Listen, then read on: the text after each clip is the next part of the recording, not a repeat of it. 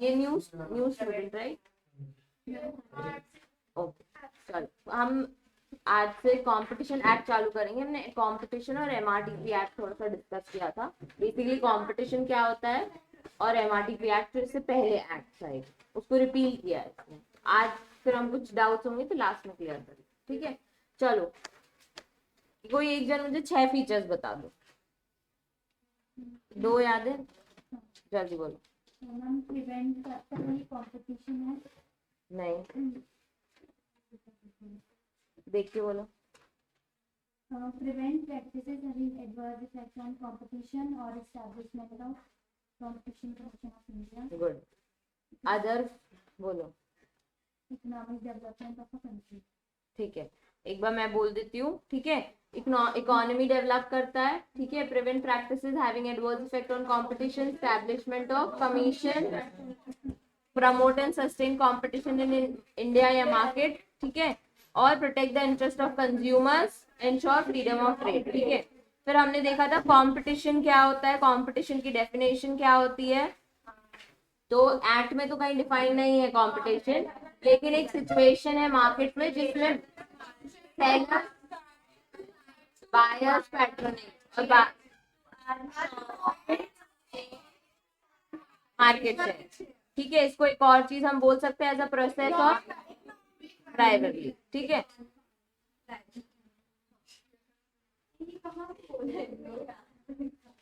MRTP act के 4 main objectives होते हैं, थे मतलब। तो हाँ,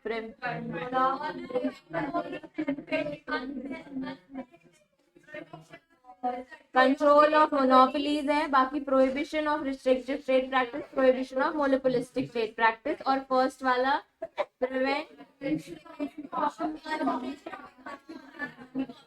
मतलब कॉमन लोगों को अगर डैमेज ना हो, हार्मफुल ना हो, ठीक है?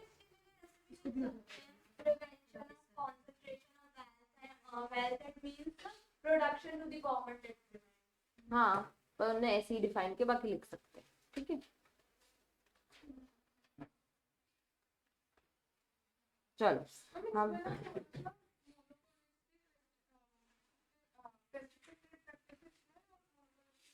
डिफरेंस हम एक बार राघवन कर ले, फिर हम वो डिस्कस करें, ठीक है?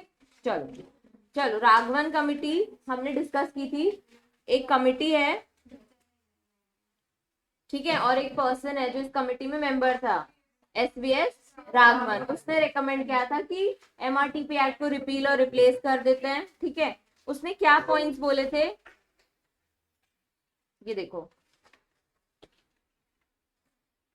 ये एमआरटीपी एक्ट ऑब्सोल्यूट हो चुका है in certain areas in the light of international economic development relating to competition laws. मतलब कि इंटरनेशनली भी अब एमआरटीपी एक्ट फॉलो नहीं होता है। उन्होंने क्या लेके आ गए हैं अब? कंपटीशन लॉ, ठीक है? पहली बात उसने ऑब्सोल्यूट मतलब खत्म होना, ठीक है? उसके बाद we need shift a focus from curbing monopolies to promoting competition. उसने बोला था कि मोनोपोलीज को बार बार ये बोलो कि नहीं ला सकते, नहीं ला सकते, इससे अच्छा कंपटीशन ले आओ कि तुम भी अगर कोई नया बिजनेस ला रहे हो तो सामने वाला भी ला सकता है, ठीक है? Government has decided to appoint a committee to examine this range of issues, process modern competition law for our conditions, ठीक है? फिर ये कमिटी बैठी थी, उसके बाद इधर पे सब कमिटी ने वो राघवन की बात सुनी, ठीक है? अपने अपने रिकमेंडेशंस दिए, अपने अपने ओपिनियंस दिए। उसके बाद फाइनल आया था, इसमें लिखा है why do we need competition in the market. पहले वाले पैराग्राफ में भी यही लिखा हुआ है, ठीक है? तो बेसिकली उसने बोला competition is now universally acknowledged as the best means of ensuring that consumer have access to broadest range of services at the most competitive prices। उसने यही चीज बोली थी ना कि इंटरनेशनली अब ये अप्लाई हो चुका है, ऑब्सोलीट हो गया है एमआरटीपी एक्ट, ठीक है? तो फाइनली उन्होंने ये डिसाइड किया कि यार यूनिवर्सली ओवरऑल वर्ल्ड में भी अब कंपटीशन एक्ट को बहुत प्रमोट किया जा रहा है। क्यों? क्योंकि लोगों को या कस्टमर्स को, कंज्यूमर्स को ब्रॉडेस्ट रेंज ऑफ सर्विसेज मिल रही हैं, ठीक है? At the most competitive prices. हमने कल भी यही डिस्कस किया था, बेस्ट प्राइजेस, बेस्ट क्वालिटी, ठीक है? उसके बाद फिर producers will have maximum incentive to innovate, reduce their cost and meet consumer demand, as usual उनको प्रॉफिट चाहिए, मार्केट शेयर चाहिए, बहुत सारा सेल चाहिए, तो इसके लिए वो नई नई इनोवेटिव चीज लेके आएंगे जिससे उनको मैक्सिमम बेनिफिट हो सके। कैसे? क्योंकि उनके प्रोडक्ट की कंज्यूमर डिमांड बढ़ेगी। ठीक है, तो ये जो राघवन कमेटी वाला है ना, अगर वो डायरेक्टली ऐसे पूछते कि क्या रिकमेंडेशन था राघवन कमेटी का, तो हम ये पॉइंट्स लिखेंगे कि उसने बोला था कि ये भाई एमआरटीपी एक्ट ऑब्सोल्यूट हो चुका है इंटरनेशनल, अब दूसरे कंपटीशन लॉ को प्रमोट किया जा रहा है, हमें कर्बिंग मोनोपोलीज से जाना है कंपटीशन को प्रमोट करने में। प्लस अगर क्वेश्चन आता है why do we need competition in the market, तभी भी यही पॉइंट। ठीक है, कि यूनिवर्सली चीजें एक्नॉलेज हो चुकी है, ब्रॉड में जो वर्ड बोल रही है वो याद रखना, यूनिवर्सली एक्नॉलेज हो चुका है, और ब्रॉडेस्ट रेंज ऑफ सर्विसेज मिल रही है किनको? कंज्यूमर को। क्यों? क्योंकि कंपटीशन लॉ है, और जो प्रोड्यूसर्स हैं वो स्ट्राइव कर रहे हैं टुवर्ड्स इनोवेशन, और कंज्यूमर डिमांड उसकी वजह से उनको बढ़ रही है। ठीक है,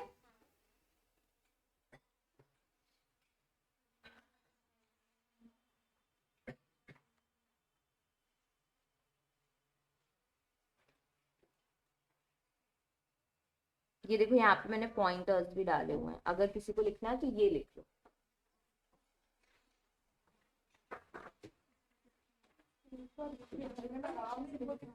हाँ जी, पहले मार्क कर लो।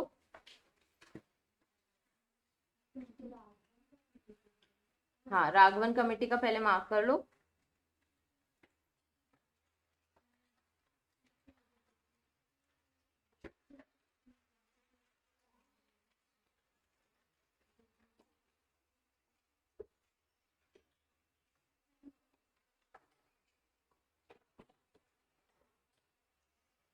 यहाँ पे वापस ये जो पॉइंट मैंने मार्क किया ना रेड से, ये वही है जो हमने 6 फीचर्स पढ़े थे, राघवन ने वही रिकमेंड किया। ठीक है,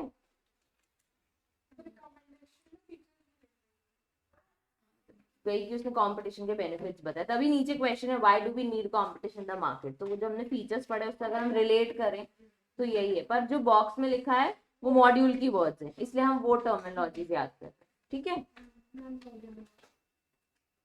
हो गया? चलो, वो जो लिखने का है एक चीज डिस्कस कर लेते हैं, फिर वो लिख लेंगे। ठीक है,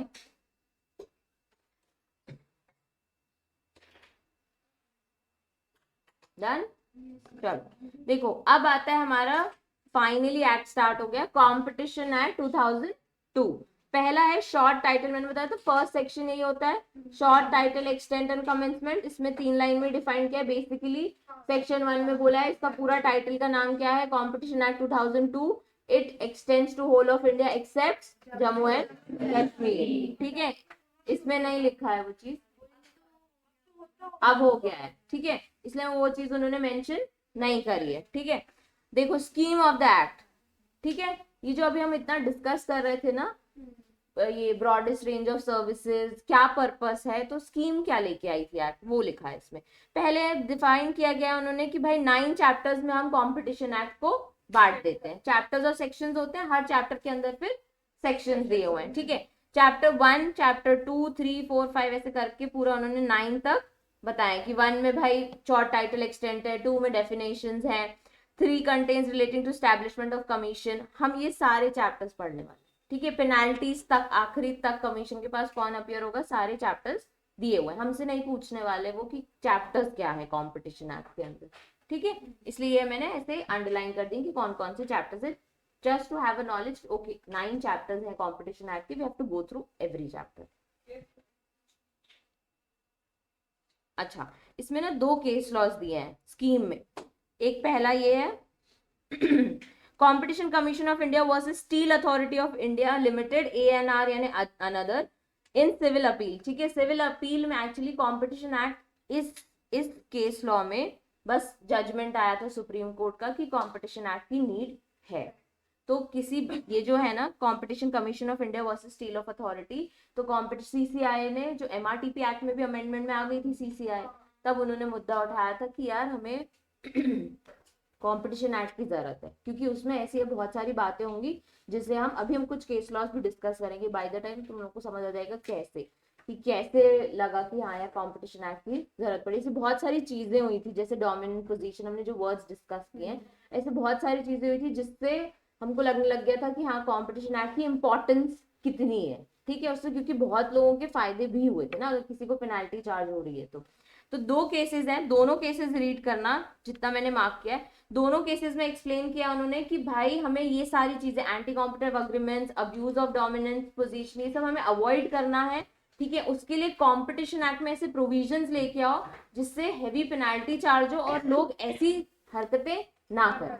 ठीक है, स्कीम में सिर्फ इतना डिफाइंड है। पहले में उन्होंने चैप्टर्स बताए हैं, उसके बाद दो केस लॉज बताए कि कैसे सुप्रीम कोर्ट ने भी जजमेंट पास किया, ओके इसकी नीड है। ठीक है, ये बहुत पहले हुआ है। ठीक है, चलो डेफिनेशंस में आ जाते हैं हम, ये सब हमारे लिए इंपॉर्टेंट है। कंपटीशन की डेफिनेशन डिफाइंड नहीं है, ए से लेकर जेड तक जाती है डेफिनेशन हमेशा। ठीक है, पहली है हमारी एक्विजिशन। ठीक है, किसी को एक्विजिशन का मतलब पता है? अक्वायर करना। इमेज दिख रही है, क्या हो रहा है? छोटी मछली को। ठीक है, ये हमने बेसिक एक्विजिशन पढ़ा है।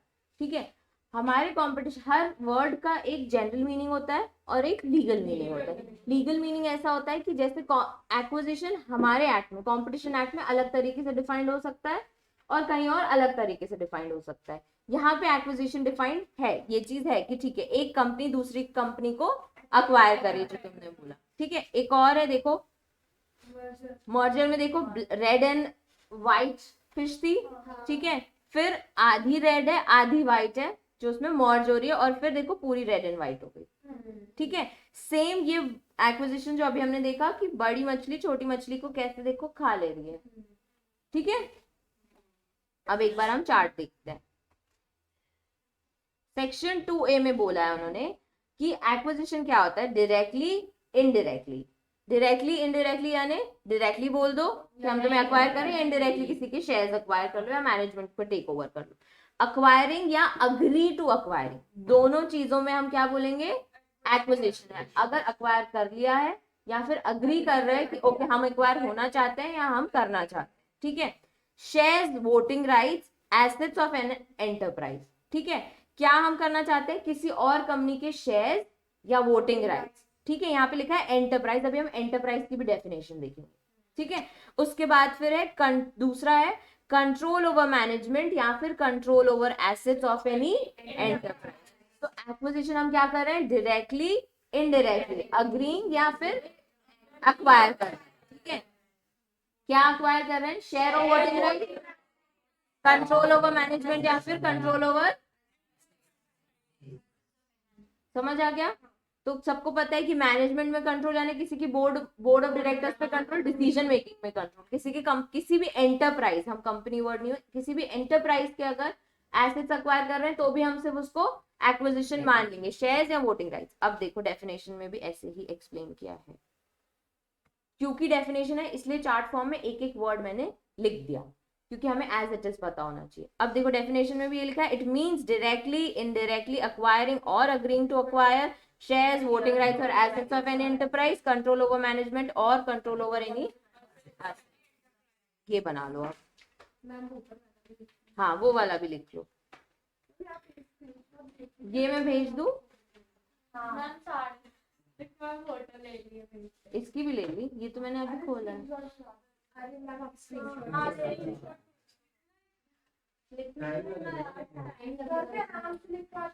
इसका स्क्रीनशॉट भेज दूंगी, एटलीस्ट डेफिनेशन का बना लो। ये क्या तुम लोगों को याद भी हो जाएगा, दोबारा पढ़ने का नहीं होगा, हमेशा याद रहेगा कि क्या होता है एक्विजिशन। फटाक से बना लो, छोटा सा चार्ट है।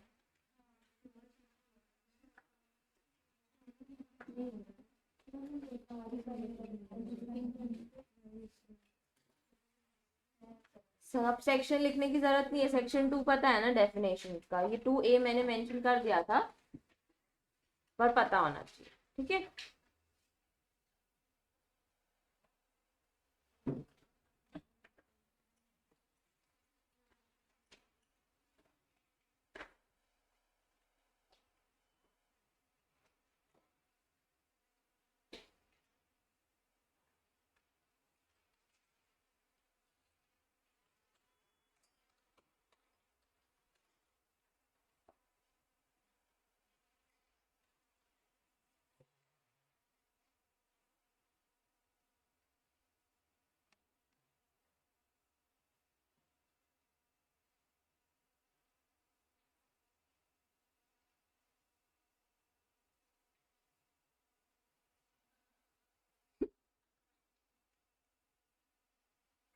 हो गया?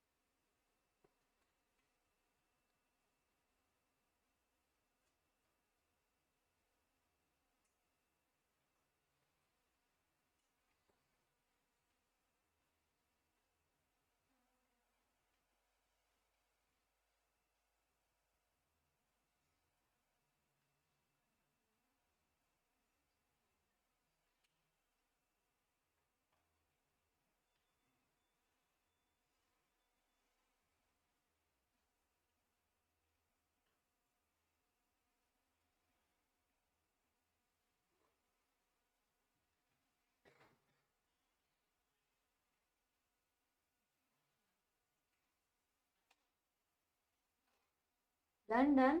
चलो नेक्स्ट है अग्रीमेंट। ठीक है, अग्रीमेंट देखो, नेक्स्ट डेफिनेशन कैसे लिखा है उन्होंने? Arrangement, the term includes arrangement, understanding या फिर action in concern, weather or not.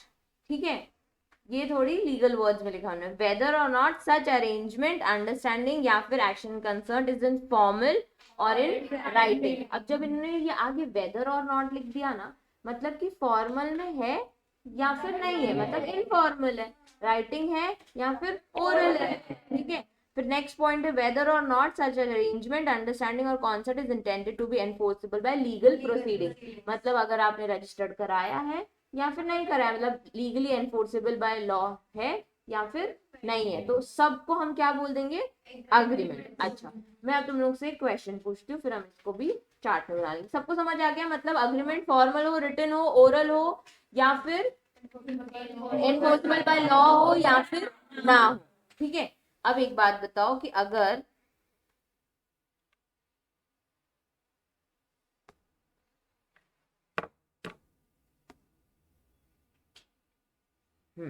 Manufacturing of cement है, ठीक है, तो सीमेंट के जो मैन्युफैक्चरर्स हैं उन्होंने आपस में अग्रीमेंट किया कि अब हम सीमेंट जो बेचेंगे, वो बोल दिया उसने अपने सारे फ्रेंड्स को, जितने भी सीमेंट के मैन्युफैक्चरर्स है सबको, कि अब हम जो भी सीमेंट की मैन्युफैक्चरिंग करेंगे वो एक सर्टेन प्राइस पे डिसाइड कर ली कि उसमें करेंगे। ठीक है, अब क्या ये अग्रीमेंट है? ठीक है, अब एक और, अगर कॉटन प्रोड्यूसर्स होते हैं, ठीक है, सिर्फ बोला हुआ था इनने, ठीक है, तो अगर लॉ में घुमा के पूछते हैं तो हम उसको बोलेंगे कि एज पर सेक्शन 2 अग्रीमेंट की डेफिनेशन में यही लिखा है कि एनी अरेंजमेंट, अंडरस्टैंडिंग या फिर action in concern weather or not it is in formal और राइटिंग। ठीक है, ये जो मैंने बोला ना, ओरल, अनरिटन या फिर क्या बोलते हैं लीगली एनफोर्सेबल, ये सब हमारे अंडरस्टैंडिंग के लिए, डेफिनेशन में ऐसे नहीं लिखा है उन्होंने, इनफॉर्मल वर्ड या फिर ओरल वर्ड कहीं नहीं लिखा है, सब हमारी अंडरस्टैंडिंग के लिए ये चीज है। ठीक है, अच्छा, जैसे कॉटन प्रोड्यूसर्स हैं, कॉटन प्रोड्यूसर्स ने आपस में रिटन में लिखवा लिया, टर्म्स एंड कंडीशंस लिखवा ली कि हम जो कॉटन प्रोड्यूस करेंगे इतने अमाउंट का ही करेंगे, डिमांड गई भाड़ में, सप्लाई गया भाड़ में, हमें इतना ही अमाउंट का प्रोड्यूस करना है। पर उन्होंने इसको कहीं रजिस्टर नहीं कराया, सिर्फ लिखवा के दोनों ने साइन करके रख लिया। ठीक है, तो क्या ये एक अग्रीमेंट है? क्यों? क्योंकि लीगली एनफोर्सेबल हो या ना हो, ऐसा कौन बोलता है? कंपटीशन एक्ट के सेक्शन 2 की अग्रीमेंट की डेफिनेशन में लिखा है। ठीक है, यहाँ पे ये लिख बना लो,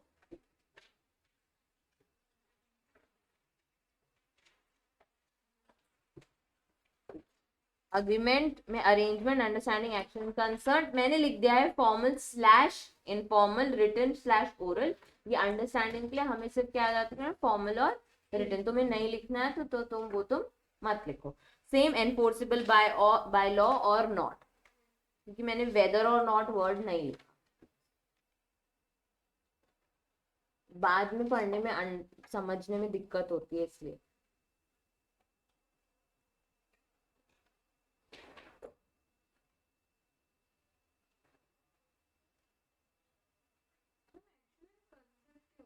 एक्शन कंसर्न यानी कोई भी एक चीज, कोई भी एक एक्शन, जैसे कि प्रोड्यूसर्स ने किया है, आपस में उन्होंने ये लिख के किया, अगर नहीं करते, जो हम बोलते हैं ना इम्प्लाइड चीजें होती हैं, अगर वही उनके बीच में डिसाइडेड हो गई कि यार इतनी प्राइसिंग रहेगी, इसलिए उन्होंने और वर्ड डाल दिया ताकि कोई लूप होल ना ढूंढ सके कि हमने ऐसे तो बोला ही नहीं था, ऐसा तो कोई अरेंजमेंट था ही नहीं, ऐसे तो कोई अंडरस्टैंडिंग नहीं, पर तुम्हारे एक्शन से समझ आ गया हमको कि तुम्हारे बीच में ऐसा कुछ था।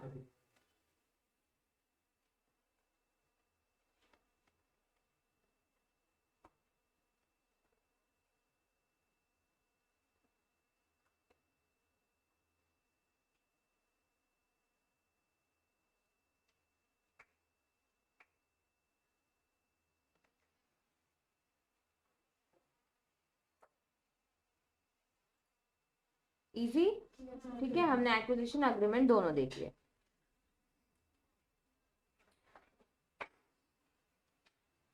चले, चलो नेक्स्ट है कार्टल। किसी को इस वर्ड का मतलब पता है? कार्टल, तो उसे कार्टल बोलते हैं। ठीक है, क्या कार्टल अच्छी चीज है?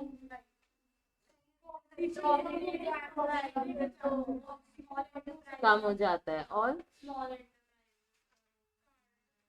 ये दोनों सिस्टर्स लग रही हैं, सिस्टर्स दोनों। क्या होता है कार्टल? और कुछ?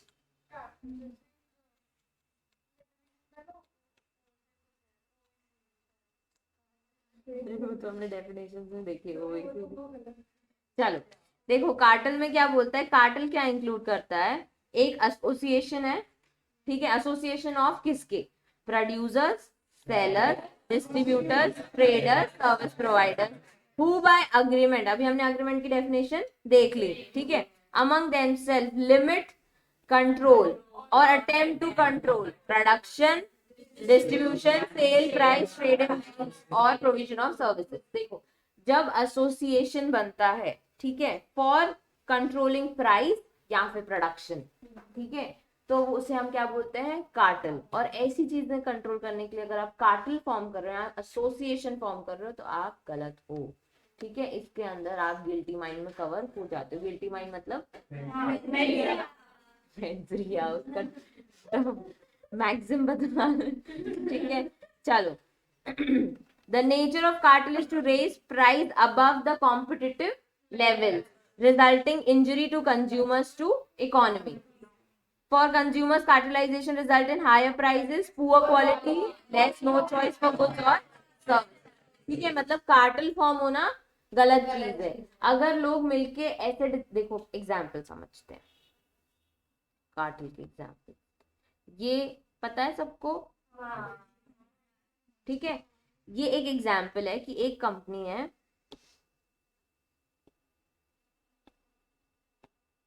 कार कंपनी है, ठीक है, कार कंपनी है, कार कंपनी, एक केस में ऐसा हुआ था, मुझे नाम नहीं पता है, केस पूरा पता है, ठीक है, उसमें क्या हुआ था कि उस कंपनी के कार के जो पार्ट्स थे, नॉट द कार, ठीक है, कार के कुछ पार्ट्स थे जो टायर से रिलेटेड थे, ठीक है, तो वो जो पार्ट्स थे ना, उसने क्या डिसाइड किया था कि मैं अपने पार्ट्स, टायर, अब एमआरएफ टायर्स ही थे उसमें, बहुत लोग यूज करते हैं, ठीक है, बहुत सारी कार की कंपनीज यूज करती हैं। इसने बाकी कार की कंपनी से ये कार्टेल फॉर्म करने की कोशिश की थी कि जो अपन एमआरएफ टायर्स के जो पार्ट्स बनाते हैं ना, 2-3 कंपनीज बनाती हैं, तो वो अपन इस हाई प्राइस पे ही बेचेंगे, ठीक है। दूसरे पर्सन ने इसको क्या बोला, दूसरी कंपनी जो थी, कि मतलब रीजन बिहाइंड दिस, उसने बोला कि अगर हम हाई प्राइस चार्ज करेंगे तो हम ऑफकोर्स उसका प्रोडक्शन कम रखते हैं, ठीक है, और डिमांड नेक्स्ट लेवल होगी, ठीक है, अगर टायर के पार्ट्स कहीं भी खराब हो रहे हैं, एक उन्होंने एरिया एलोकेट कर लिया था, ठीक है, कि इसको हम इसी एरिया में बेचेंगे और कहीं नहीं बेचेंगे। तो सपोज जैसे हम जबलपुर में बैठे हैं, ठीक है, अब यहाँ पे बहुत सारी गाड़ियां चल रही है मारुति की, ठीक है, कौन से टायर्स यूज हो रहे हैं? MRF tyres. एमआरएफ टायर्स का अगर कोई एक प्रोडक्ट, एक part, sorry I would say, कोई एक पार्ट में कुछ डिफॉल्ट है, ठीक है, पार्ट में डिफॉल्ट है, अब ये तुम्हें पार्ट कहाँ मिलेगा? दिल्ली में, ठीक है, तुम्हें कहाँ मिलेगा? दिल्ली में। तो एरिया क्या हो गया? ओनली एक एरिया एलोकेट कर लिया, ठीक है। अब दिल्ली में, ऑल ओवर इंडिया अगर कोई एक पार्ट सिर्फ दिल्ली में मिल रहा है, ठीक है, तो तुम बताओ, इतनी सारे पॉपुलेशन है, अगर वो टायर को लेके किसी को भी कुछ भी प्रॉब्लम होता है, तो उनको दिल्ली से वो चीज मंगानी पड़ेगी या जाके लेनी पड़ेगी। उसके बाद प्रोडक्शन भी कम है, और प्राइस भी ज्यादा है क्योंकि डिमांड ज्यादा होगी। डिमांड कैसे ज्यादा हो, क्योंकि ब्रॉडेस्ट रेंज ऑफ जो पीपल है जो कार चलाते हैं उन, अगर हम सबको कवर करें तो डिमांड कैसे ज्यादा होगी, लोगों से ज्यादा होगी, कि जिस जिस के भी इंडिया में कहीं पे भी टायर में कोई पार्ट में कोई प्रॉब्लम होगी वो दिल्ली ही आएगा, तो वो लोगों को हम डिमांड में कवर कर रहे हैं। ठीक है, ऐसा नहीं कि सबकी कार खराब हो रही है, पर जिस जिस की हो रही है तो उन्होंने डिमांड एरिया से बढ़ाई कि एक ही एरिया में रखते हैं, और उस पार्ट की इंपॉर्टेंस की इतनी थी कि उन्होंने उस चीज को प्राइस बढ़ा दी क्योंकि प्रोडक्शन कम था। ठीक है, तो ये एक कार्टेल फॉर्म करना गलत है। एक और एग्जांपल समझते हैं। ये अनियंस पता है, ठीक है, इसका भी प्रोडक्शन होता है, फार्मर्स इसको उगाते हैं। ठीक है, तो अब क्या हुआ, हाँ, तो वो महंगाई कैसे आती है, जैसे ये किसी फार्मर्स के पास मैं गई, ठीक है, हाँ, तो जैसे मैं गई, ठीक है, मैंने क्या किया, उसको बोला, फार्मर एक रेट पे डिसाइड करते हैं ना। ठीक है, मैंने क्या किया कि बोला 2 लाख में पूरे दे दो जितना भी तुमने अनियन ना, उसके लिए तो 2 लाख बहुत बड़ी बात है। ठीक है, उसके बाद यहाँ आके अब उस चीज का क्या है, डिमांड ज्यादा है, हमारी नेसेसिटीज है। ठीक है, उस चीज की डिमांड ज्यादा है, और फार्मर तो प्रोडक्शन उसकी, फार्मर तो अब नहीं उगा सकता ना, उससे तो मैंने पूरे ले लिए। ठीक है, तो अनियंस मार्केट में कितने, इतने ही है। ठीक है, मैंने 2 लाख में ले लिया, अब मैं किसी भी रेट में इसको बेच सकती हूँ, मैं चाहूँ तो 10 लोगों के साथ और इसको बांट के इस चीज की सेल मैं डिसाइड कर सकती हूँ, इस चीज की प्राइस मैं डिसाइड कर सकती हूँ कि इतना ही है मेरे पास। ठीक है, तो कोई भी चीज की प्राइस हाई चार्ज करना, ठीक है, कॉम्पिटिटिव लेवल से, अगर 2-3 लोग मिलके ये करते हैं, एसोसिएट फॉर्म करके, ऐसी चीज ज्वाइन होके, बेसिकली एसोसिएशन यानी ज्वाइन होके, जुड़ के, तो उसको हम क्या बोलते हैं, कार्टेल। ठीक है, देखो जैसे कि ये लोग कर रहे हैं, ये 3 मिलके अंकल जी एक बेचारे को छोड़ दिया क्योंकि इन तीनों ने आपस में कार्टेल फॉर्म कर लिया। अब कोई और, अब इतनी हाई प्राइस चार्ज करोगे तो कोई, तुम क्या, मैं अगर पूरे अनियंस मैं ले आऊं तो किसी और फार्मर से भी ला सकते हो, पर मैं प्राइस अगर ऐसी चार्ज करूं, मेरे पास तो क्वांटिटी है, तुम उतनी क्वांटिटी नहीं ला पाओगे, तुम इतनी प्राइस, हाई प्राइस में नहीं बेच पाओगे, तो उससे कंपटीशन को क्या हो रहा है, अफेक्ट हो रहा है। ठीक है, ये भी एक एग्जाम्पल है। ठीक है, देखो, एसोसिएशन, ठीक है, प्रोड्यूस, एसोसिएशन ऑफ किसके, producers, sellers, distributor, traders, service providers, by agreement, limit और attempts to control, limit, control या फिर attempts to control what, production, distribution, sale, price and trade of service. ये लिख लो एक बार।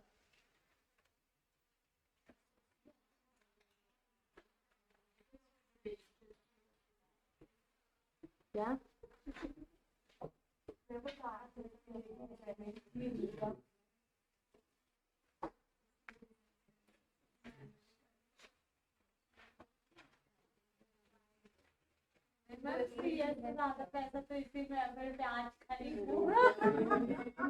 तो तुम्हें सीसीआई पकड़ेगी ना जब पेनाल्टी लगाएगी, वो 2 लाख से ज्यादा तुम्हारे और कितने लाख चले जाएंगे। ज्वाइन होना लिखा है मैंने हिंदी में, किसी को एसोसिएशन का मतलब याद नहीं है।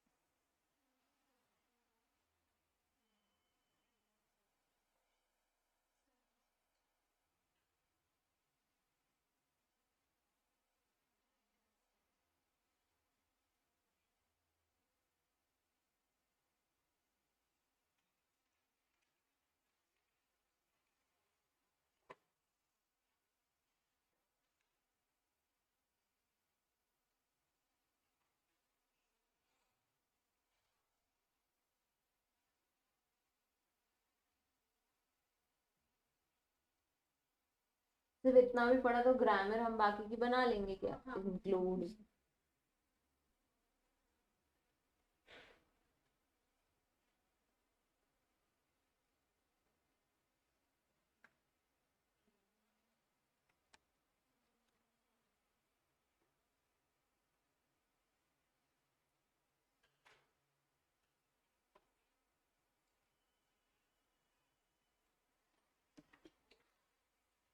डन।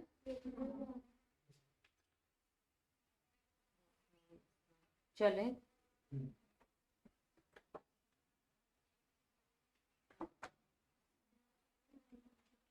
चलो कार्टल में हमने ये तो देख लिया कि ठीक है प्राइस हाई होती है तो हम उसको बोलते हैं कॉम्पिटिटर, क्वालिटी में दिक्कत है, लेस क्वालिटी में बेच रहे हो आप, ठीक है।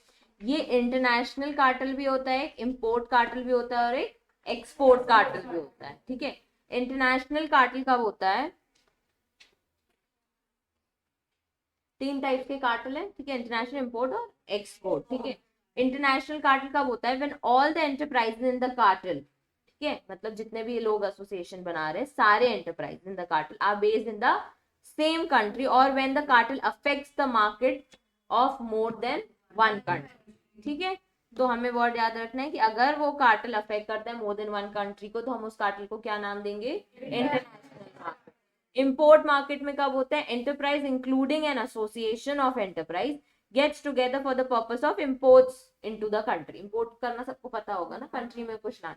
और export enterprise is based in one country with an agreement to cartelize market in other country, जब तुम्हें कुछ एक्सपोर्ट करना, ठीक है। हाँ देखो इम्पोर्ट और एक्सपोर्ट में कैसे होगा,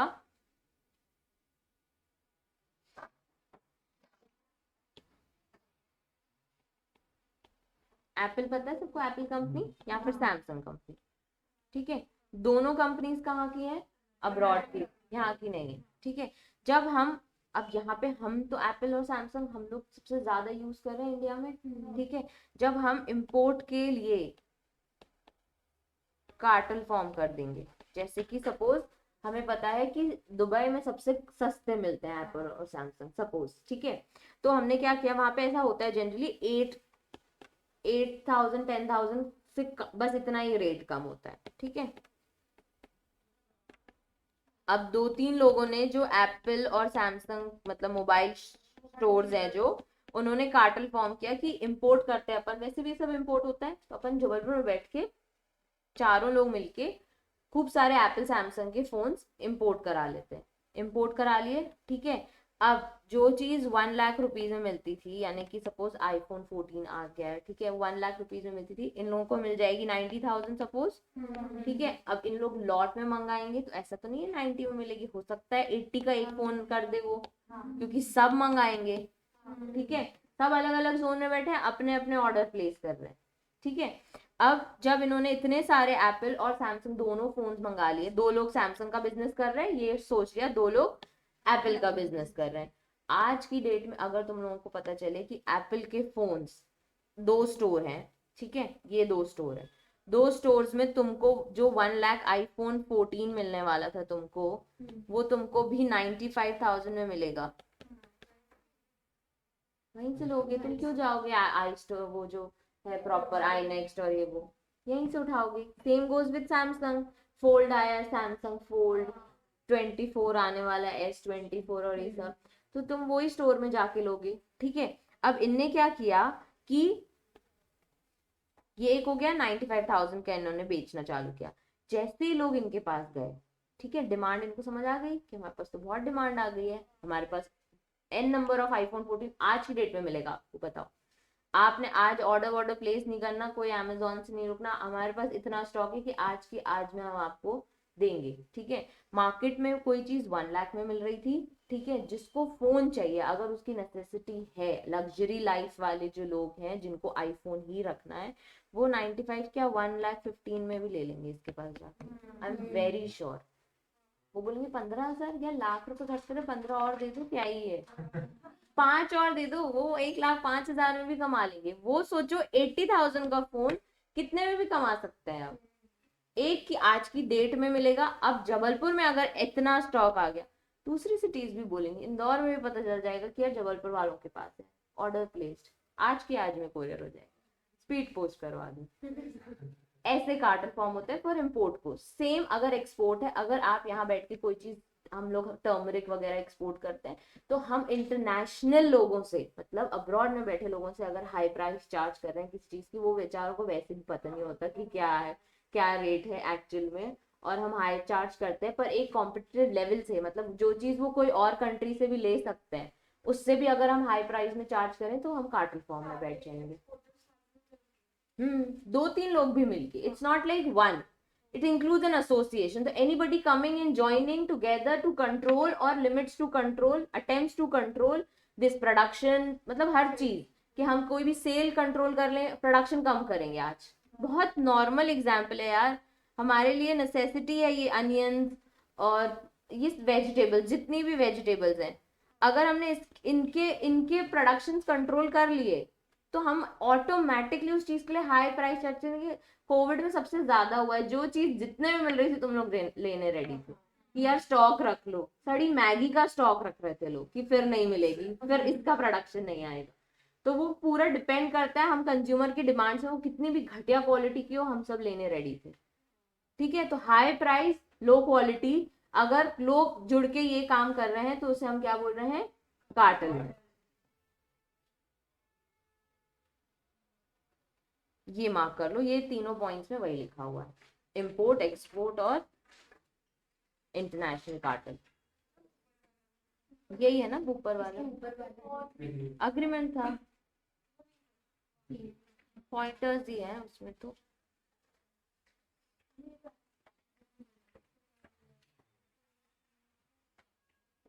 सबकी मॉड्यूल्स आ गई हैं।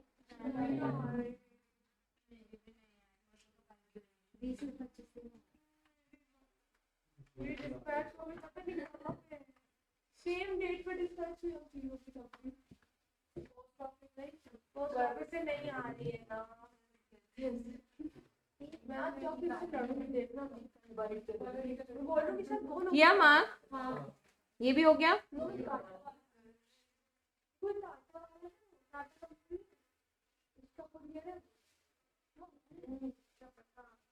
ये चल रहा है ये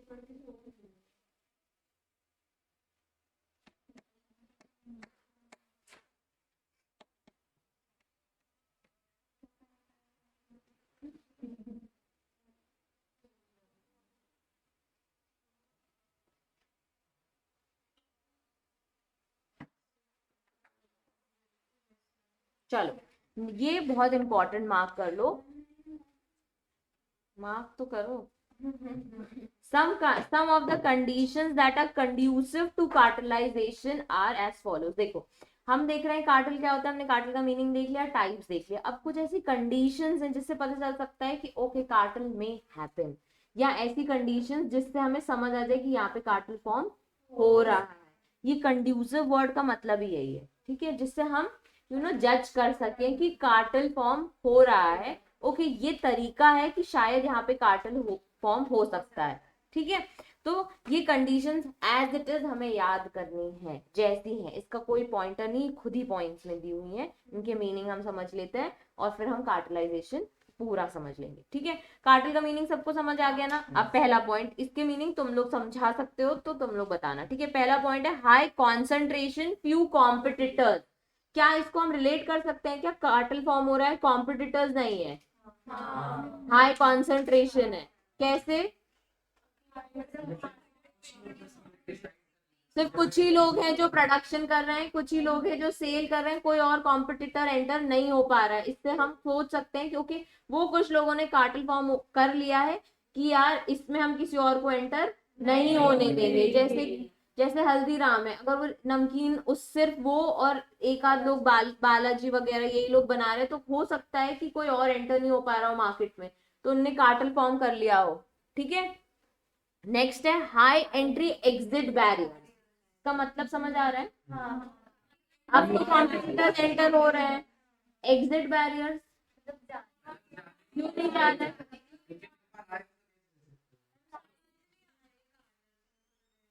ये वाली लाइन ना कि ऊपर वाली, हाई एंट्री एग्जिट बैरियर्स ना, मैं बताऊंगी, अब मैं पूछ रही हूँ, ठीक है। हाई एंट्री एग्जिट बैरियर्स का तुम लोग को मतलब समझ आ गया कि लोग एंटर बहुत हो रहे हैं लेकिन बाहर नहीं जा पा रहे, ठीक है। तो इसका मतलब है कि इसके कुछ पॉइंटर्स हैं। हाई एंट्री तो इजी है कि ठीक है कार्टल फॉर्म हो रहा है, आन दो जितने लोग आ रहे हैं, लेकिन एग्जिट बैरियर्स को वो लोग कार्टल से रिलेट कर रहे हैं, जैसे कि टैक्स और गवर्नमेंट इंसेंटिव्स, ठीक है। तुम्हें इतने गवर्नमेंट इंसेंटिव्स मिल गए कि तुम बाहर नहीं निकल पा रहे हो, ठीक है, तो हमें डाउट हो सकता है कि तुम कार्टल फॉर्म कर रहे हो, तुम वो गवर्नमेंट के जो टैक्स इंसेंटिव है उसका फायदा उठा रहे हो मिलके, ठीक है। नेक्स्ट है एनवायरमेंट इम्प्लीकेशन, ये जनरल रीजन है कि इस वजह से लोग बाहर नहीं जा सकते, क्योंकि एनवायरमेंट के इम्प्लीकेशंस ऐसे हैं कि हम बिजनेस चालू कर चुके हैं, अब हम बाहर नहीं जा सकते, ठीक है। हो सकता है कि हमारे बिजनेस बंद करने से बहुत ज्यादा पोल्यूशन हो जाए, ठीक है, इसलिए अभी हमें बिजनेस कंटिन्यू करना पड़ेगा। उसके बाद अब ये जो हमने पॉइंटर्स है वो नेगेटिव पॉजिटिव बोथ वेज चल रहे हैं, ठीक है, लेकिन कार्टल फॉर्म हो रहा है। आपने कोई स्पेशलाइज इक्विपमेंट्स टूल सॉफ्टवेयर खरीद लिया, जैसे ये एप्पल सैमसंग वाले थे, ठीक है, हो सकता है इनने कोई ऐसा स्पेशलाइज्ड मार्केटिंग स्किल बाय कर लिया हो, ठीक है, इंस्टाग्राम में बेस्ट मार्केटिंग कंपनी से उन्होंने एसोसिएट कर लिया हो कि यार हमारी मार्केटिंग कर दो ऑल ओवर इंडिया, कि हम हमारे पास बहुत सारा स्टॉक है एप्पल और सैमसंग फोन का, ठीक है। अब तुमने उसको दे दिए 50,000 above rupees for example marketing के लिए, कि पर डे हम 50,000 देंगे, मार्केटिंग करो। तुमने उससे अग्रीमेंट कर लिया, एडवांस दे दिया, अब तुम मार्केट से बाहर जा पाओगे क्या? नहीं जा पाओगे, वैसे ही गलत काम कर रहे हो, और एग्जिट बैरियर्स इन इम्प्लीकेशंस की वजह से बाहर भी नहीं जा पा रहे, ठीक है। ऐसी सॉफ्टवेयर ले लो, कोई टूल ले लो, या कोई स्पेशलाइज मशीन आपने खरीद ली हो, ठीक है। लेबर कॉन्ट्रैक्ट, लेबर के साथ कॉन्ट्रैक्ट कर लिया तो तुम्हें प्रोडक्शन अपना उस हिसाब से करना ही पड़ेगा, क्योंकि तुमने लेबर को ऑफकोर्स वेज के लिए प्रॉमिस किया हुआ है और अग्रीमेंट किया हुआ है। आजकल लेबर लॉज भी इतने एक्टिव है कि वो तुम पे केस कर सकते हैं, ठीक है। लॉन्ग टर्म कमिटमेंट्स हैं किसी के साथ, ठीक है, तो उसमें एग्जिट बैरियर होने की दिक्कत है। अगर हाई एंट्री हो रही है और लोग बाहर नहीं जा रहे, लोग बिजनेस बंद नहीं कर पा रहे, तो हम डाउट कर सकते हैं कि कार्टल फॉर्म हो रहा है with due to these intentions, ठीक है। एनवायरमेंट हो गए, इंसेंटिव्स हो गए, लेबर कॉन्ट्रैक्ट्स हो गए, आपने रॉन्ग कॉन्ट्रैक्ट फॉर्म कर लिया ना लेबर के साथ कि प्रोडक्शन कम ही करना है, कॉन्ट्रैक्ट है, ठीक है, ऐसे। चलो, होमोजेनिटी ऑफ द प्रोडक्ट्स और सिमिलर प्रोडक्ट्स, मतलब कि सेम प्रोडक्ट बेच रहे, ठीक है। एक्सेस कैपेसिटी, आपके पास अच्छा खासा माल आ गया है, ठीक है, आपकी कैपेसिटी एकदम से बहुत ज्यादा बढ़ गई है, आपने बहुत ज्यादा प्रोडक्शन कर लिया है, आगे का सोच के, हो सकता है फ्यूचर सोच के कि यार रेनकोट्स बनाते जाओ बनाते जाओ बनाते जाओ, जब रेनी सीजन आएगा ना सिर्फ अपन ही रेनकोट बेचेंगे और कोई नहीं बेचेगा, ठीक है। नेक्स्ट, तो तुम्हारे पास इतनी कैपेसिटी अभी से आ गई ना तुम्हारी फैक्ट्री में, ठीक है। Next, high dependence of the consumer on the product, तो ऑब्वियसली अगर एक प्रोडक्ट पे कंज्यूमर्स बहुत ज्यादा डिपेंड होने लग जाए, ठीक है, एक ही ऐसा प्रोडक्ट पे, तो उस पर उसका ऑल्टरनेटिव नहीं आ पा रहा है, ठीक है, तो समझ आ सकता है कि कार्टल फॉर्म हो रहा है, ठीक है। नेक्स्ट, हिस्ट्री ऑफ कलोजन, हमने कलोजन एक बार डिस्कस किया था जब हम पॉइंटर्स डिस्कस कर रहे थे कंपटीशन के, किसी को याद है कलोजन मतलब? सीक्रेट अग्रीमेंट, ठीक है, अगर लोग छुप छुप के गप्पे मार ले रहे हैं और डिसाइड कर ले रहे हैं क्या करना है, तभी भी हम डाउट कर सकते हैं कि कार्टल फॉर्म हो रहा है। हाँ हाँ, कॉलेजन में तो अगर ये लॉन्ग टर्म से दिखते आ रहा है, हिस्ट्री वर्ड उन्होंने ऐसे रिलेट किया कि यार बहुत टाइम से देखते आ रहे हैं इस चीज को, तो मतलब कार्टल फॉर्म हो रहा है, एक बार नहीं, ऐसे बहुत टाइम से देखते आ रहे हैं, नोटिस में आ गया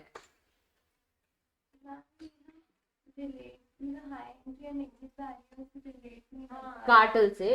देखो, हाई एंट्री एग्जिट बैरियर्स मतलब बहुत लोग एंटर हो रहे हैं मार्केट में, ठीक है, कि आओ सब स्टार्टअप्स आओ, बहुत सारा बिजनेस करो, नया बिजनेस करो, बाहर नहीं जा पा रहे हो, मतलब कि ऐसी चीजें तुमने ऐसे कॉन्ट्रैक्ट कर रखे हैं अपने मार्केट में कि तुम अपना, अब तुम्हारा मार्केट अफेक्ट हो या नहीं हो, तुम्हारी डिमांड हो सप्लाई हो, हम डिसाइड कर रहे हैं। कार्टल में मेन यही है कि आप डिमांड सप्लाई को कंट्रोल करने की कोशिश कर रहे हो, ठीक है, कैसे प्रोडक्शन सेल हो। तो जब आप इस बिजनेस से एग्जिट भी नहीं हो पा रहे ना, तभी भी हमें डाउट होगा। अब एग्जिट क्यों नहीं हो पा रहे, उसके पॉइंटर्स वो सारे थे कि भाई आपने ऐसा कॉन्ट्रैक्ट कर रखा हो लेबर से, या फिर गवर्नमेंट ने आपको इतने इंसेंटिव्स दे रखे हैं कि आप, अब ऐसा नहीं गवर्नमेंट को आप इसमें नहीं इंक्लूड कर सकते, ठीक है, CCI is a different thing, government भी इन्वॉल्व हो सकती है, गवर्नमेंट भी तो करती है ना। तो अगर गवर्नमेंट ने आपको इतने इंसेंटिव्स दे रखे हैं कि आप मार्केट से बाहर नहीं जा पा रहे, तो ऐसे 4 लोगों को इंसेंटिव्स दे दिए सिर्फ कि तुम ना इस चीज का इतना प्रोडक्शन करो, अपन एक्सपोर्ट करेंगे, हाँ एक्सपोर्ट करेंगे, तो उसके लिए मैं तुम्हें सब्सिडी प्रोवाइड करूंगा, ऐसा गवर्नमेंट ने बोला। तो हम पता कर सकते हैं ना कि यार इनको इंटरनली पैसे मिल रहे हैं, जिसकी वजह से इनका प्रोडक्शन इतना ज्यादा हो गया है, एक्सेस कैपेसिटी भी इन्होंने बढ़ा ली है अपनी, तो हो सकता है इन्होंने मिलकर कार्टेल फॉर्म किया और ये अब मार्केट से बाहर भी नहीं जा पा रहे हैं, ठीक है। कस्टम्स ने कभी रोक लिया हो, ठीक है।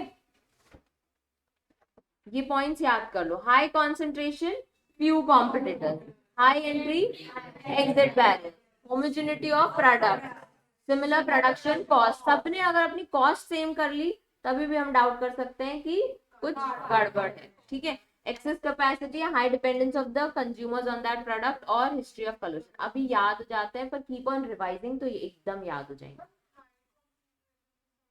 हाई कॉन्सेंट्रेशन, फ्यू कॉम्पिटिटर्स, मतलब आपका बिजनेस में इतना कॉन्सेंट्रेशन है कि आप लोगों को एंटर नहीं होने दे रहे, वैसे रिलेट किया डैश करके, एग्जैक्ट यही पॉइंट है, इनको एलैबोरेट करना नहीं है हमको, ठीक है। So what are the conditions that are conducive to cartelization, so these are the conditions, ठीक है। हाँ वो लिख लो।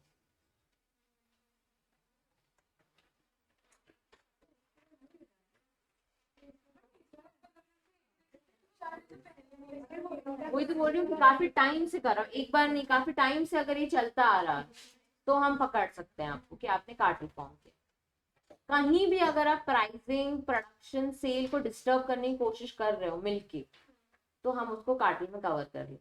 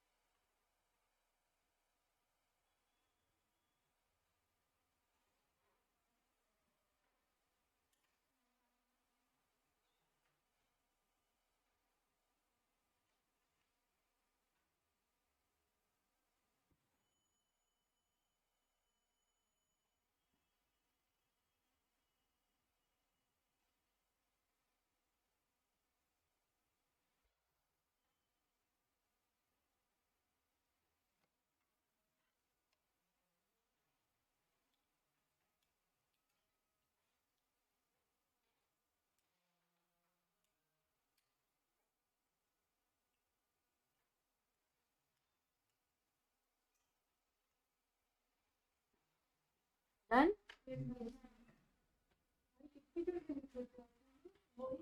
जल्दी जल्दी लिखो ना, एग्जाम में जल्दी जल्दी लिखना है। क्यों नहीं आएगा, जल्दी लिखने पे।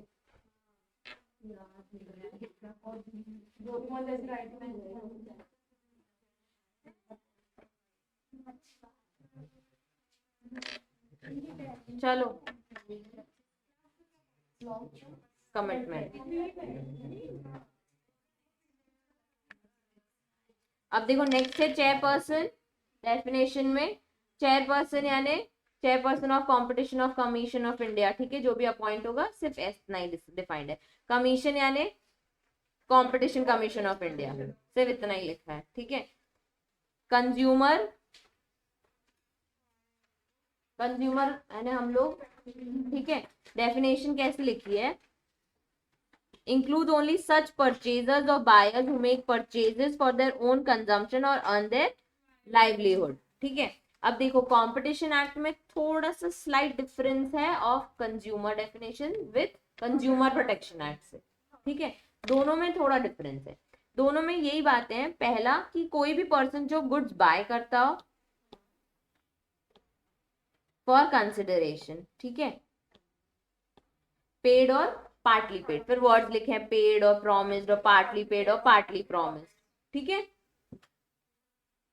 पहला पॉइंट है कोई भी पर्सन अगर गुड्स बाय कर रहा है फॉर कंसिडरेशन, जिसमें वो पे करता है या प्रॉमिस करता है कि पे कर दूंगा, या आधा पे किया है या प्रॉमिस करता है आधा बाद में पे कर दूंगा, ठीक है। उसके बाद दूसरा है हायर और avail of any services same for consideration paid, partly paid, promised और पार्टली प्रॉमिस्ड। ठीक है, इसमें ऐसा लिखा है कि जो कंपटीशन एक्ट की बात कर रहे हैं, ठीक है, इसमें ऐसा लिखा है कि एक आप अपने लिए ले रहे हो, या फिर रीसेल पर्पस, या फिर कमर्शियल पर्पस के लिए भी। ठीक है, तो रीसेल, पर्सनल यूज और कमर्शियल तीनों इंक्लूड होते हैं इसमें। अगर आप कोई प्रोडक्ट ले रहे हो, अगर मैंने एक चिप्स का पैकेट लिया है, वो मैंने 10 रुपए का लिया है, मैं तुम्हें 12 रुपए में बेच रही हूँ, तो क्या मैं कंज्यूमर हूँ? ठीक है, कंज्यूमर प्रोटेक्शन में मैं कंज्यूमर नहीं हूँ, सिर्फ जो एंड यूजर होता है वो कंज्यूमर। इतना डिफरेंस समझे सब। सेम सर्विसेज में अगर मैं कोई सर्विस ले रही हूँ, उसके बाद में वो सर्विस पास ऑन कर रही हूँ, अगर मैंने कोई सलोन का कूपन लिया है कि ये मेरे को किसी और पर्सन को गिफ्ट करना है, तो क्या मैं कंज्यूमर हूँ? कंपटीशन एक्ट की वजह से हूँ, हम कंपटीशन एक्ट पढ़ रहे हैं। ठीक है, फिर वो सर्विस किसी और ने यूज की है, ठीक है, तो वो भी कंज्यूमर है। कंज्यूमर प्रोटेक्शन एक्ट से सिर्फ वही कंज्यूमर, जिसको मैंने वो कूपन पास किया, उसने जाके सलोन से हेयर कट कराया, जो भी करा। ठीक है, फिर से देखो, कंज्यूमर एक हो गया बाइज एनी गुड्स, या फिर हायर्स और अवेल्स एनी सर्विसेज, यानी कोई आप गुड्स खरीद रहे हो या फिर कोई आप सर्विसेज ले रहे हो। ठीक है, अब इसके बदले आप कंसिडरेशन दे रहे हो। ठीक है, आप कंसिडरेशन दे रहे हो, अभी दे रहे हो, बाद में दे रहे हो, प्रॉमिस कर रहे हो कि बाद में देंगे। ठीक है, नेक्स्ट कि अगर वो सर्विस आप यूज कर रहे हो तो भी आप कंज्यूमर हो, या वो गुड आप अपने लिए ले रहे हो तो भी आप कंज्यूमर हो। पर अगर वो गुड आप आगे जाके बेच रहे हो, ठीक है, तो भी आप कंज्यूमर हो। ठीक है, अगर वो गुड आप सिर्फ एक चीज है, मैंने कार ली, ठीक है, 2 महीना चलाई, फिर बेच दी, 2 महीने के लिए मैं कंज्यूमर थी, बेचने के बाद भी मैं कंज्यूमर हूँ, रीसेल कर दी। अगर कोई सर्विस, अगर मैंने यूं ही एक फोन लिया और तुरंत बेच दिया, तो भी मैं कंज्यूमर हूँ, और जो बेचा वो भी कंज्यूमर है। अगर मैंने खूब सारे चिप्स के पैकेट लिए, ठीक है, आईटेक्स के नीचे बेच दिए, ठीक है, तो भी मैं कंज्यूमर हूँ, जिनको बेचे वो भी कंज्यूमर। ठीक है, तो कमर्शियल बिजनेस के लिए, ट्रेडिंग के लिए, रीसेल यानी एक ही चीज एक बार रीसेल कर दी यूज करके या जैसे भी। कमर्शियल पर्पस जो बिजनेस के लिए लेते हैं। रीसेल मतलब ये नहीं, रीसेल मतलब ये नहीं होता है जैसे मैंने कोई बुक ली, मैंने पढ़ी, यूज की, मैंने ली थी 5000 की बुक, मैंने यूज की, अब मैं बोल रही हूँ चलो रीसेल कर, जो हम फोन के साथ करते हैं अपने, कि हम अब मैं 3000 या 4000 में बेच रही, दैट इज रीसेल। कमर्शियल मतलब मैंने कम में ली थी ना, ऑफकोर्स चिप्स का पूरा बॉक्स लूंगी तो 10 रुपए का एक में नहीं मिलेगा, 8 रुपए का एक मिलेगा, बेच 10 में रहे, दैट इज कमर्शियल, उसमें प्रॉफिट कमा रही हूँ। यूज कर सकते, काइंड ऑफ रीसेल में यही है कि अब देखो फोन है, तुमने यूज किया, बेच दिया, अब तुमने 40,000 का लिया था, हो सकता है तुम उसे 45 में बेचो, 38 में बेचो। ठीक है, वो बिजनेस नहीं है पर वो रीसेल है। ठीक है, वो लेक्स पे बेच दिया और ये वो, ठीक है, और इधर पे तुमने बिजनेस किया है, तुमने खरीदा ही उस लेवल से है कि मैं इसको ट्रेड करूँ, तुमने अपने शॉप में रखने के लिए या जहां भी। तो बाइज एनी गुड्स या फिर avails of any services for consideration, whether paid, partly paid, promise to be paid या फिर पार्टली प्रॉमिस। ठीक है, फॉर रीसेल, कमर्शियल और पर्सनल यूज। ये हमें याद रखना है ऐसे ही फॉर्म में।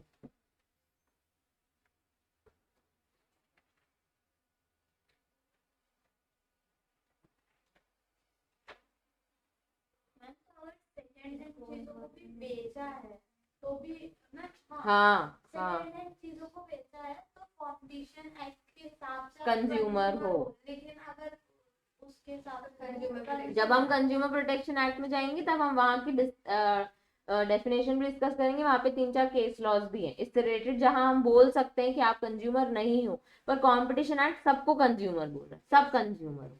ठीक है, तो अभी हम कंज्यूमर प्रोटेक्शन एक्ट से इसको डिस्कस नहीं करेंगे, यहाँ पे लिखा है इसलिए मैंने एक्सप्लेन किया, तुम लोग रीड करोगे तो तुमको डाउट नहीं होना चाहिए। हमको वो एक्ट है कंज्यूमर प्रोटेक्शन एक्ट की।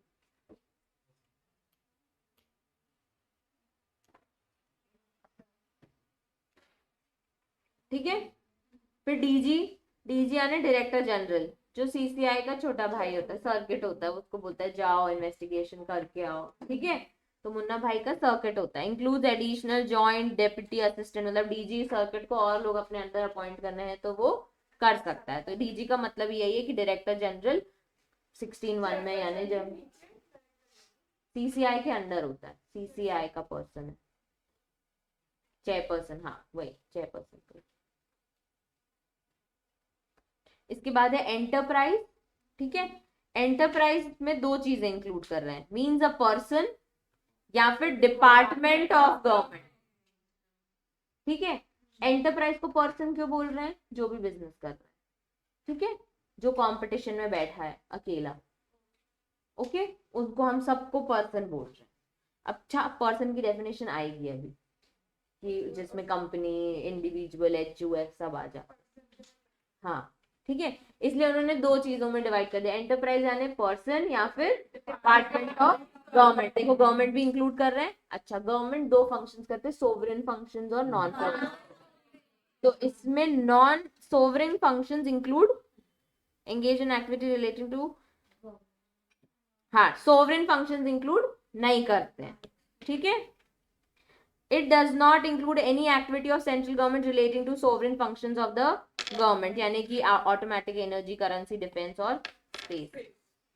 इससे रिलेटेड को हम भाई इन लोग को प्राइस लिमिट करनी है, इनने प्राइस बढ़ानी है, इनने इसके साथ जो करना है ये कर सकते हैं, हम उसको कंपटीशन एक्ट में कवर नहीं करेंगे। जो भी नॉन सोवरिंग फंक्शंस हैं गवर्नमेंट के वो हम कवर इसमें कर लेंगे, जैसे कि सपोज इलेक्ट्रिसिटी चार्जेस, ठीक है, वाटर सप्लाई में वाटर टैक्स हो गया, तो वो सब भाई वो लीगल चार्जेस है, वो आपको पे करने हैं। उसके अगर गवर्नमेंट प्राइसेस हाई करती है, रेलवे में अगर प्राइसेस में झोल करती है, तो हम सब उसको कंपटीशन एक्ट में कवर करेंगे। बीइंग अ कंज्यूमर हम सीसीआई के पास जा सकते हैं, ठीक है। तो डिपार्टमेंट ऑफ गवर्नमेंट भी इसमें कवर होता है। हाई इंसेंटिव्स देगी अगर कार्टेल फॉर्म में गवर्नमेंट, तो फिर हम उसको पकड़ सकते हैं, ठीक है। वो नॉन सोवरिंग फंक्शंस में नहीं आते हैं, जो टैक्स इंसेंटिव्स और वो सब दे रहे थे में नहीं, सॉरी, नॉन सोवरेन में ही आते, सोवरेन फंक्शंस में वो नहीं आते।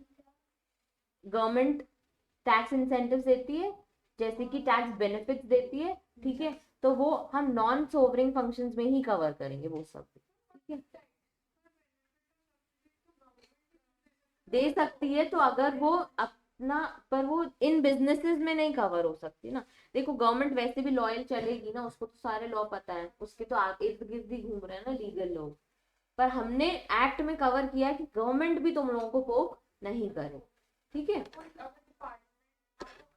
अब जो, जैसे कि यार ये अपना ही एमपी भी है या कोई भी गवर्नमेंट डिपार्टमेंट ले लो, वो लोग भी अर्न करने के लिए कुछ भी कर सकते हैं, है तो ह्यूमन बीइंग भी ना। तो इसलिए उन्होंने लॉ में सब कवर कर दिया है, सब कुछ। हो सकता है कल को कोई डिपार्टमेंट ऑफ गवर्नमेंट में ऐसा कोई पर्सन आ जो करप्टेड हो, जो चाहता हो कि मैं प्रोडक्शन सप्लाई सब कवर करूं, अरे हमें तो एक्ट में कुछ बोला ही नहीं, हम तो कुछ भी कर सकते हैं, दैट, ठीक है। वो भी तो जाके अनियंस और ये सब एसेंशियल्स तुम्हारे कैसे भी रेट में बेच सकता है ना। एंटरप्राइज में कौन कौन आ गए?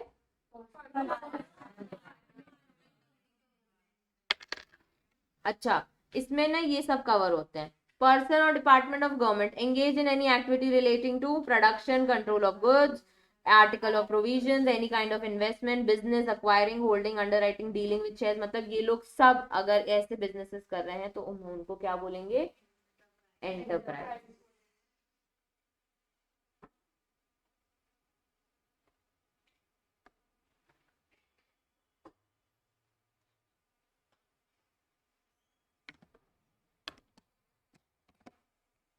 चलो, हमने देखा हमारे लिए इंपॉर्टेंट ध्यान, एक्विजिशन क्या होता है?